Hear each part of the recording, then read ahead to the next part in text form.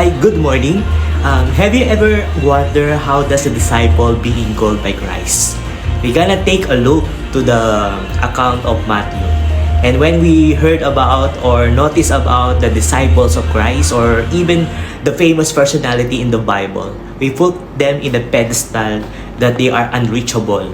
The attributes, the qualifications are so very high or something like that, the holiness type, that we can not able to be put them ourselves to the measurement of ourselves to them or something like that.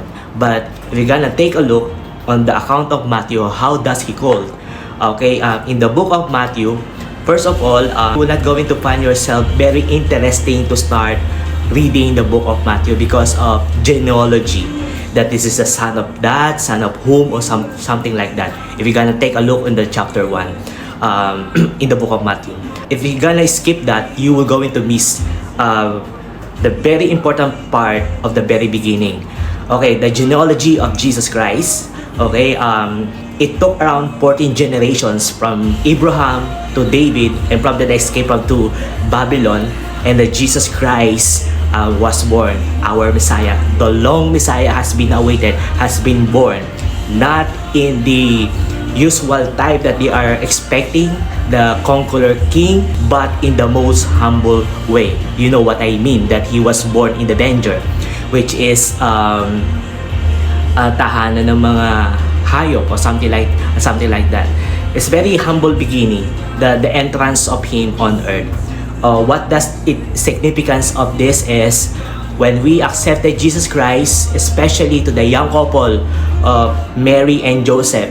It's not easy to accept the will of the Father because it will gonna take them their reputations. Kumbaga itatakwil sila ng kanilang social community na kinabibilangan.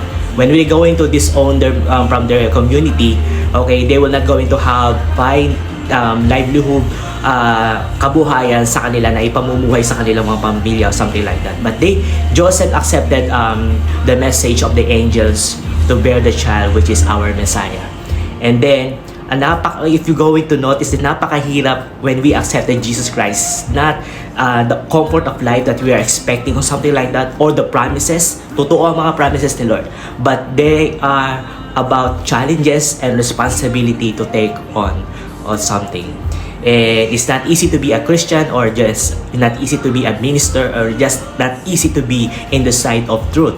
What is the truth? Jesus Christ, the righteousness. It is found in the Bible. How does it called by disciple Matthew? Si Matthew ay nakilala na in the chapter 9 of that book, Matthew, in the Gospel of Matthew.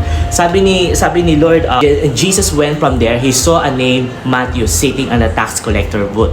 He is a tax collector, and when we say tax collector that time, napakakurap po niya because they are governed by the Roman Empire na they double the taxation or something like that. They are not fair. Okay, and the way that he collecting the tax is so very very brutal. And then Jesus Christ said, "Follow me."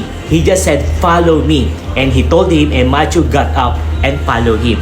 And on that night, hindi lamang po siya, kundi mga kapwa niyang tax collector, Jesus Christ went to dine them, kumain pa sila ng hapunan that time. And that particular scenario, okay, yung mga Pharisee o yung mga basher that time, okay, kiniritas na yung si Lord. Kasi sabi, when the Pharisees saw this, they asked his disciple, "Why does your teacher eat with tax collectors and sinners?" Okay, bakit? Siya yung nagpapanggap na teacher o Diyos nyo, pero nakikipag-dine in siya o nakikisalamuha siya sa mga makakasalanan. Ito yung sinagot ni Lord. On hearing this, Jesus said, "It is not the healthy who need a doctor, but the sick. But go and learn what this means. I desire mercy, not sacrifice, for I have not come to call the righteous, but the sinners." Sa atin, tulad ni Matthew, sa atin, wala po tayong pinagkaiba. We are all sinners. We are fall short to the glory of God. But Jesus called Matthew, okay, by his name to be his disciple. The same thing that God is calling you right now. Whatever your past or your situation right now, or whatever the qualification that you have or something like that, it doesn't matter as long as God is calling you. Hindi po natin kinatagpo ang ating Lord, siya po ang kumatagpo sa atin. And when God is calling you, you must say, your response is either yes or ano. God, Jesus Christ is keep calling us because the day is approaching. Nalalapit na po ang kanyang pagbabalik.